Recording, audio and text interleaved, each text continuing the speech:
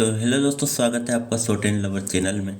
सबसे पहले आपको ये जो राजस्थान हाई कोर्ट दिख रहा है, सबसे पहले इस अपने मंदिर को नमन करो, क्योंकि ये जो है हमारी जर्नी का अंत है। जब हमारी जर्नी का अंत हो जाएगा तो हम यहाँ पर पहुँचेंगे हमारे मंदिर में। इस मंदिर में जाने के लिए बहुत संघर्ष करना पड़ता है। तो आज हम जिस विषय में बात करने वाले हैं वो है टाइपिंग से रिलेटेड सभी कमेंट, सारी प्रॉब्लम्स। तो इसके लिए वीडियो देखनी पड़ेगी शुरू से और एंड तक, बिल्कुल प्रॉपर ध्यान के साथ। तो सबसे पहले तो हम एक बात समझ लेते हैं, यदि आप ये वीडियो पूरी देख लेते हो तो ज़रूर इम्प्रूव होगा, क्योंकि आप देख पाएंगे शुभम कुमावत जी का मैसेज है, कमेंट है, आपकी वीडियो देखने के बाद मेरी स्टडी जो है रियली इम्प्रूव हो रही है। और ऐसे कई बच्चों ने कमेंट किए हैं। और जो मैंने टाइपिंग से संबंधित पहले भी वीडियो बना रखी है, टाइपिंग कैसे बढ़ाएं, तो उसको बच्चों ने अप्लाई किया तो मतलब उनकी स्पीड अचानक 10-15 की ऊपर 10-15 प्लस हो गई है स्पीड। तो जो है ना, सबसे पहले तो ये है कि आप दो चीज़ों में अंतर करें। एक तो होता है अनुभव और एक होता है अनुभूति। अब अनुभव और अनुभूति में क्या अंतर है, पूरे लॉजिकली इस बात को समझेंगे तो अनुभव वो होता है जैसे कि आप किसी कोर्ट के बाहर घूम रहे हैं और आपने बहुत सारे टाइपिस्ट को देखा कि बहुत सारे टाइपिस्ट टाइपिंग कर रहे हैं, आपने उनको देखा तो आपने बोल दिया मुझे बहुत अनुभव है, मैं कोर्ट में बहुत घुमा हूँ, मुझे बहुत अनुभव है, मैंने टाइपिस्ट को बहुत देखा है टाइपिंग करते हुए, कुछ भी नहीं है टाइपिंग। एक तो वो होता है अनुभव, जो हमने दूसरों को देखा लेकिन खुद महसूस नहीं किया। और एक होता है अनुभूति, जो हम खुद महसूस करते हैं। जैसे कि आपने कई सारी दुर्घटनाएं देखी, आपने कह दिया मुझे दुर्घटनाओं का बहुत अनुभव है, मैंने बहुत सारी दुर्घटनाएं देखी है, लोगों की हालत ऐसी हो जाती है, वैसी हो जाती है, ठीक है। तो यदि आप एक्सीडेंट में खुद शामिल है, आपका खुद का एक्सीडेंट हुआ है, तो फिर वो होती है अनुभूति कि भाई मेरा खुद का एक्सीडेंट हुआ है, मुझे अनुभव है। ये कहना गलत है, मुझे अनुभव है। ये कहना सही है कि मुझे अनुभूति है इस बात की, मैंने खुद फील किया है कि उस टाइम कैसा होता है, उस टाइम कैसा लगता है। तो ये जो टाइपिंग से रिलेटेड चीज़ है उसकी मैंने खुद अनुभूति की है, और अनुभूति के आधार पर मैं आपको ये सब चीज़ें बताता हूँ जो बिल्कुल परफेक्ट काम करती है। और मैं आपको अनुभव के आधार पर नहीं, अनुभूति के आधार पर बताता हूँ जो मैंने खुद अंदर से जिया है टाइपिंग को और स्टेनो को। तो अब बढ़ते हैं आगे। आपके अनुभव और अनुभूति की बात समझ में आ गई होगी। इसी आधार पर एक और बात, कई वीडियोज़ में कई लोगों ने बोला होगा आपसे कि 10 मिनट की टाइपिंग आएगी तो तुम तो 20 मिनट की कर लो, 20-20 मिनट की करो, आधे घंटे लगातार करो, 15 मिनट की टाइपिंग करके जाओ, तब 10 मिनट में अच्छी स्पीड आएगी। तो भाई ये लोग जो बोलते हैं ये अनुभव के आधार पर बोलते हैं, मतलब कुछ भी बोलते हैं। जैसे कहते हैं ना कि आईएएस की तैयारी कर लो, एलडीसी तो बन ही जाओगे। तो भाई ये कहना बिल्कुल गलत है। क्यों कर लो आईएएस की तैयारी, जब एक लिमिट सिलेबस है, लिमिटेड चीज़ है, तो हम उस लिमिटेड को बहुत अच्छे से करें तो अच्छा रहेगा ना, तो सफलता ज़्यादा मिलेगी। तो ऊपर की चीज़ से नीचे की चीज़ का कोई लेना देना नहीं होता। तो उसी आधार पर मैं कह रहा हूँ कि जो टाइपिंग करनी है हमको, वो कोई 15-15 20-20 मिनट ही करोगे तो बोर हो जाओगे, टाइपिंग स्पीड घटेगी। क्लियर सी बात है, टाइपिंग स्पीड घटेगी। तो टाइपिंग स्पीड को बढ़ाने के लिए आप 2-2 मिनट की टाइपिंग करो, 1-1 मिनट की टाइपिंग करो, फिर धीरे धीरे धीरे धीरे 5 मिनट की टाइपिंग स्टार्ट करो। एक ही मीटर को बार बार पकड़ो, एक ही मीटर को बार बार पकड़ो। एक ही मीटर को जब बार बार पकड़ोगे और उसी में, जैसे कि आपकी 40 की स्पीड आई, फिर उसको दोबारा किया, फिर 45, फिर 42 की आ गई, फिर आपके अंदर जुनून आएगा, फिर आपको और शब्द उंगलियों के याद हो जाएंगे। शब्द जो है वो उंगलियों को याद होने चाहिए, दिमाग को नहीं होने चाहिए। फिर उसी मीटर में 45-50 की स्पीड आ जाएगी। इसी प्रकार से फिर आप दूसरे मीटर को पकड़ो, अगर 60 की स्पीड है तो उसको 70 तक ला के छोड़ो। क्या नहीं होता दुनिया में, सब कुछ होता है जो हम करना चाहते हैं, ठीक है। तो ये रही पहला कॉन्सेप्ट, तो ये क्लियर हो गया कि अगर टाइपिंग करनी है तो कम कम मिनट की करो। फिर आप धीरे धीरे 10-10 मिनट की स्टार्ट कर दो, फिर 12 मिनट की भी कर दो, कोई दिक्कत। लेकिन 12 मिनट की करने की ज़रूरत भी कहाँ आ रही है, 10 मिनट बहुत होते हैं। यहाँ आपको 10 मिनट लगते हैं 20 मिनट के बराबर, और वहाँ 10 मिनट होते हैं 3 मिनट के बराबर।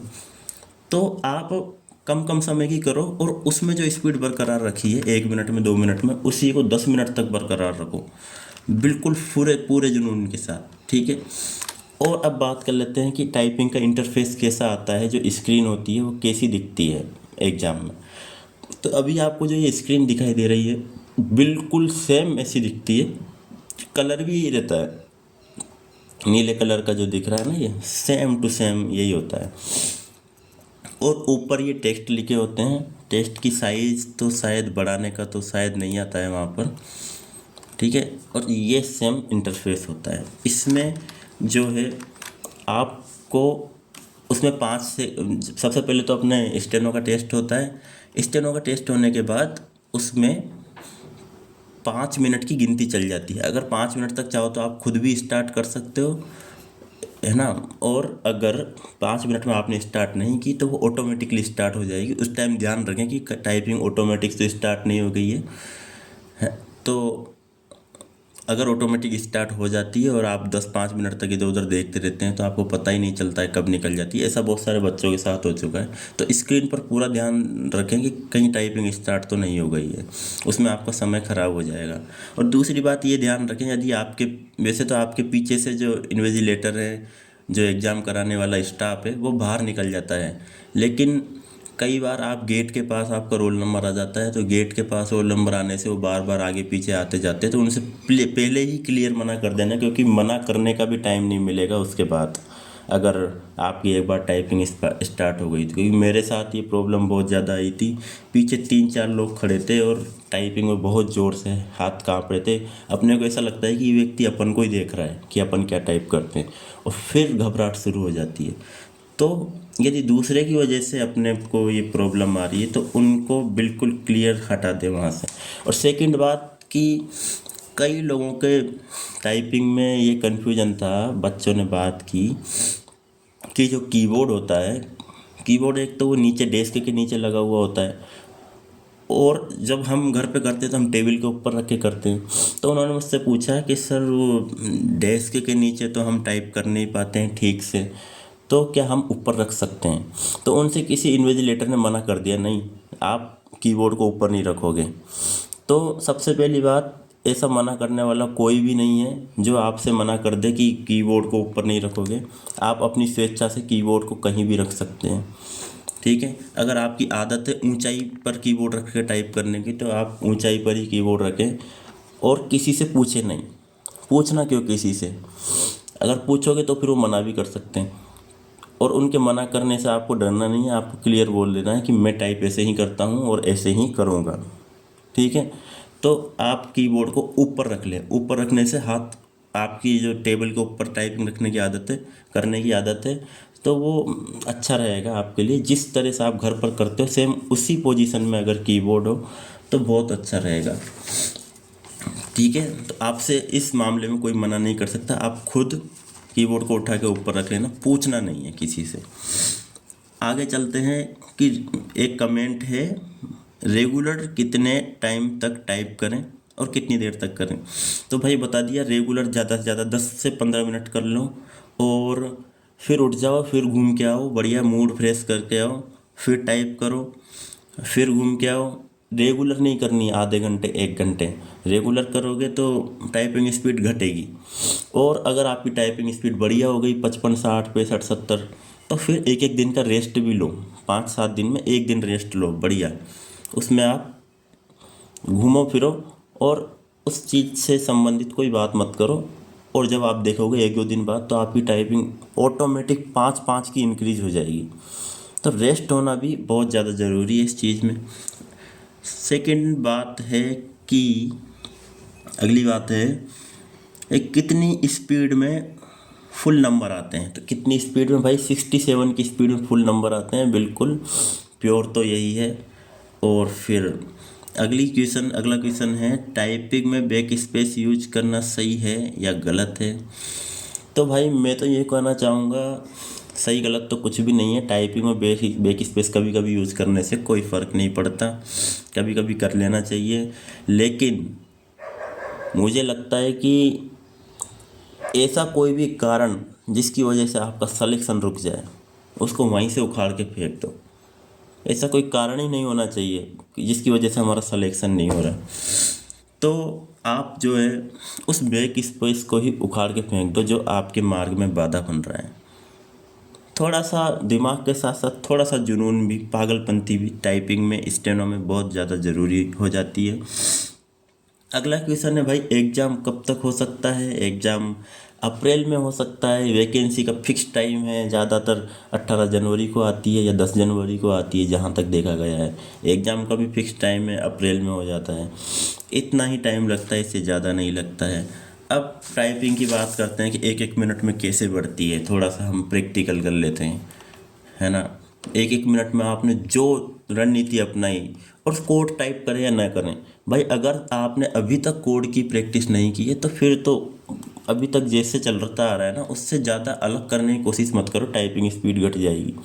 कोई फ़र्क नहीं पड़ता, 5-7 को ये कोड आते हैं, ठीक है। तो इसमें कोई दिक्कत वाली बात नहीं है, कोड हटा देना कोई दिक्कत नहीं है। उसमें आपके जो है हाफ एरर आ जाएगी। उसमें इतना कंफ्यूज हो गए कि कोई क्या कह रहा है, कोई क्या कह रहा है, कोई क्या कह रहा है, तो फिर कंफ्यूज ही रहोगे, फिर उसका कोई इलाज नहीं है। आप बिल्कुल माइंड से फ्री रहो, कोड आ गया तो आ गया, हटा दिया तो हटा दिया, नहीं करा स्किप कर दिया, कोई टेंशन नहीं है, ठीक है। आगे अब थोड़े से 1 मिनट टाइपिंग करके देख लेते हैं।